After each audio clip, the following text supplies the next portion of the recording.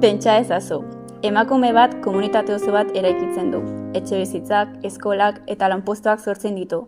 Baina, gaur espetxean dago. Hori da Milagrosalaren historia. Argentinakoa da, indigena jatorria du, eta betidanik borrokatu du pobrezia eta injustiziaren aurka.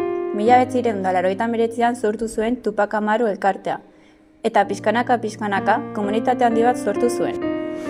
Bere erakundarekin batera, milaka etxebizitza eraiki zituen Jujuiko auzo behartsuetan.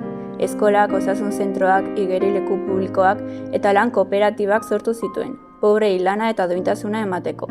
Jende askorentzat bera esperantza bihurtu zen. Botere handitzean etxaiak ere sortu zituen. 2016an gobernuak atxilotu zuen. Dirua gaizki erabiltzea eta matxinada sustatzea leporatuta.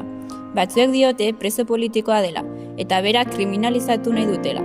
Beste batzuek berriz ustelkeriaz akusatzen dute.